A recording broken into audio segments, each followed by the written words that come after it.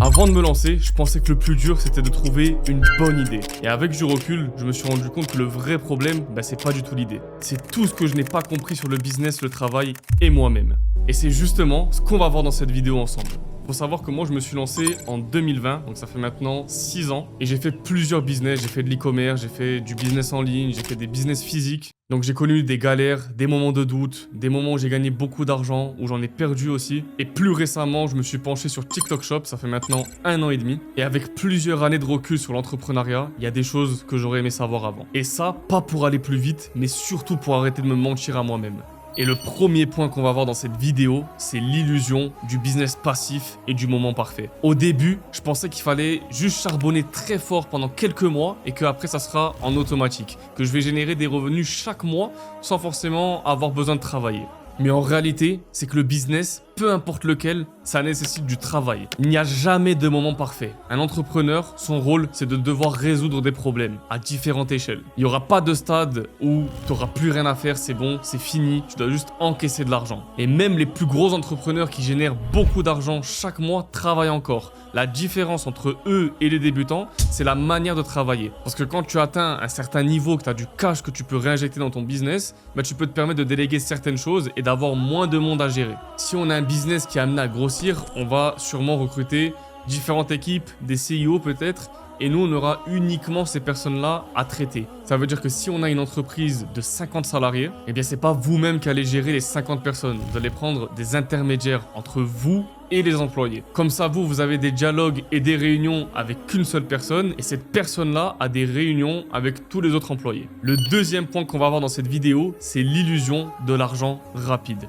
Donc comme beaucoup de personnes quand on se lance, on se dit bon, je vais gagner de l'argent hyper rapidement, en quelques mois je vais devenir riche. On commence à se lancer.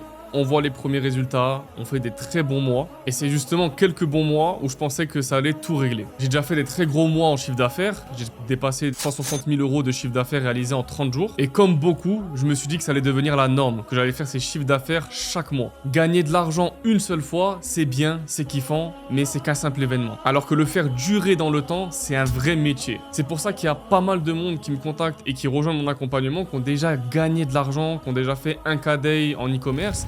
Mais malheureusement, ça a duré qu'une semaine. Et depuis, ils n'ont plus jamais fait ce chiffre d'affaires. Et ça, c'est valable pour beaucoup de personnes qui se lancent. On pense que ça va durer toute notre vie. Sauf qu'en réalité, par manque de process, manque de discipline, le chiffre d'affaires redescend. Le troisième point de cette vidéo, c'est l'entrepreneuriat versus le salariat. Et ça, c'est une vérité que peu de gens aiment entendre, mais un entrepreneur travaille plus qu'un salarié. Quand je me suis lancé, je pensais que c'était l'inverse, mais c'est complètement faux. Parce qu'un salarié, il est payé quoi qu'il arrive, s'il travaille ou s'il ne travaille pas. Alors qu'un entrepreneur, il est dépendant de son travail. Comme on dit, il travaille pour lui-même. Donc s'il ne fait pas ses tâches journalières, malheureusement, il gagnera moins d'argent. Alors qu'un salarié, s'il est payé 50 ou 100 € par jour, dans tous les cas, qu'il fasse ses tâches ou non, il gagnera son argent. Donc quand tu es un entrepreneur, tu es payé par rapport à la valeur que tu produis. Ton temps, il devient précieux. Et c'est pour ça qu'il y en a beaucoup dans notre entourage qui ne comprennent pas qu'on n'a pas de temps à perdre en vérité. C'est pas parce qu'on est hautain, c'est pas parce qu'on se la pète ou qu'on veut pas donner le temps ou l'heure aux gens, c'est surtout parce qu'on ne peut pas se le permettre. On peut pas se permettre de discuter plusieurs minutes, plusieurs heures avec différentes personnes, juste comme ça par pur plaisir. Parce que malheureusement,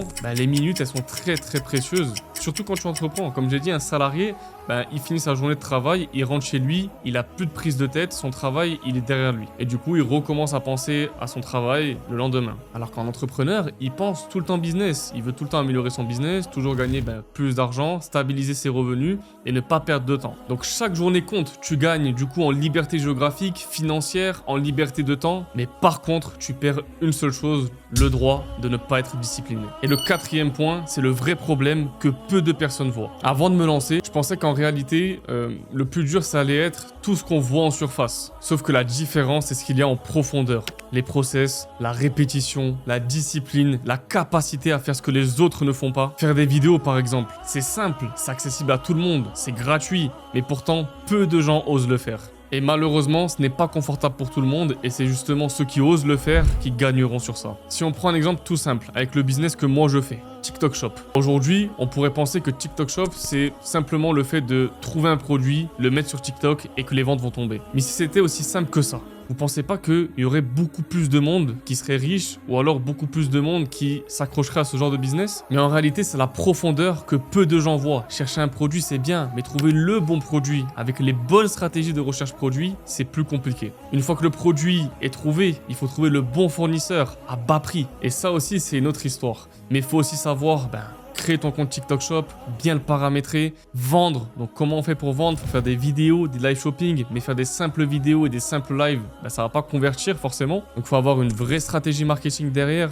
Donc c'est toute cette profondeur-là que je veux vous faire comprendre. Parce que vous allez vous lancer dans un business, c'est pas uniquement l'aspect en surface qu'il faut regarder, mais c'est beaucoup la profondeur. Parce que c'est les actions que vous allez faire dans la profondeur justement qui vont vous apporter les résultats que vous voyez en surface. Le 5e point que j'aurais aimé savoir avant de me lancer, c'est tout simplement le déclic personnel. Donc comme je l'ai dit au début de la vidéo, je me suis lancé en 2020 et j'ai eu mes premiers revenus avec le business en ligne. Et quelques mois après, en 2021, je gagnais quasiment pas d'argent. Faut savoir que j'étais inscrit à la mission locale et que je touchais 600 € d'aide chaque mois. Et je galérais avec mon business. Je n'arrivais pas à gagner de l'argent. J'avais pas de process, j'avais pas de stratégie. 2021, j'avais 19 ans. Et pendant un an, je n'ai pas gagné de revenus. J'étais clairement une déception dans ma famille.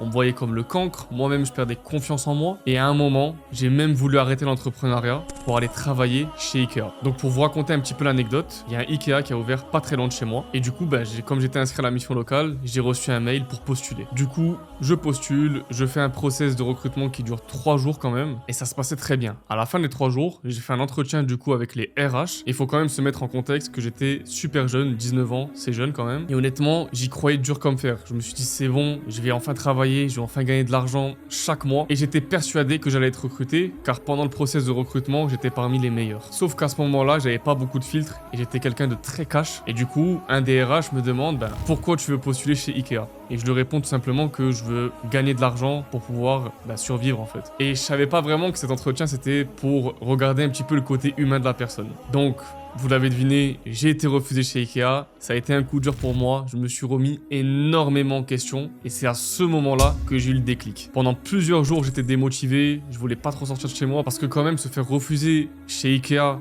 alors que c'est pour travailler en maintenance, dans l'arrière-boutique, gérer le stock, porter des charges lourdes, c'est pas quelque chose qui est extrêmement compliqué. Et à ce moment-là, moi qui me fais refuser de Ikea, ça me met un coup. Et c'est justement à ce moment-là que j'ai eu ce déclic personnel, que je me suis pris cette claque en pleine face. Ça m'a permis de me remettre en question, de me motiver, d'être discipliné, et dans la foulée, je relance un nouveau business. Et c'est ce business-là qui m'a fait cartonner et du coup qui m'a fait me relever. Mais j'en tire une leçon importante de cette expérience. C'est que des fois, on ne sait pas vraiment ce que nous réserve l'avenir. Et moi, à ce moment-là, quand j'ai été refusé, j'ai été extrêmement dégoûté.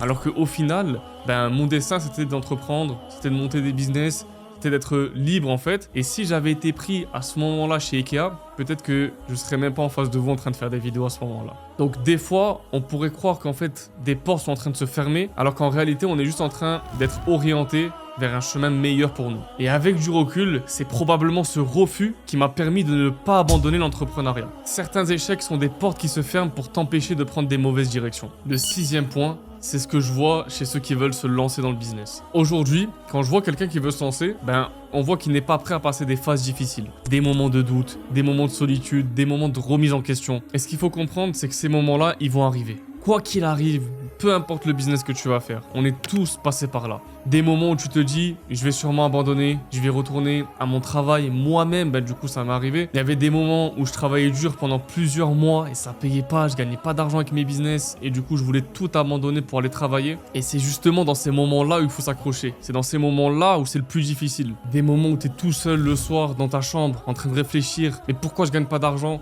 Ça me rend fou. J'aimerais tellement pouvoir vivre de mon business. C'est ce moment-là où tu dois mettre les bouchées doubles, où tu dois pas abandonner. Parce qu'une fois que tu sors de cette phase-là, je te promets que tout le reste qui viendra, ça sera hyper facile pour toi. Il y aura toujours des moments compliqués, mais c'est cette phase-là la plus difficile. Il y a beaucoup de personnes qui abandonnent juste avant que ça fasse sens. Je pense que vous connaissez tous le schéma de celui qui pioche et qui arrive vraiment à ça avant de découvrir tous les diamants. Et du coup, il abandonne et il revient en arrière. Et ça, c'est cette image qu'il faut avoir constamment. Parce qu'il y en a certains qui sont à une petite petite phase, une petite action, vraiment un tout petit truc qui va les faire réussir dans le business. Et c'est pas un manque de capacité, c'est simplement un manque d'endurance. Et à un moment, il faut comprendre un truc simple. Il y a personne qui te doit ta réussite. Le jour où tu accepteras cette phrase, tu auras déjà fait la moitié du chemin. Le business, il échoue pas par manque d'opportunités, c'est pas ce qui manque aujourd'hui, il échoue par manque de discipline. Et si faire des simples vidéos, travailler régulièrement, répéter les mêmes actions te fatigue, ce n'est pas un problème de business, c'est ton confort qui est problématique. Parce qu'avant de rêver de liberté, il faut être honnête avec soi-même et se demander une seule chose, est-ce que je suis vraiment prêt à en payer le prix ?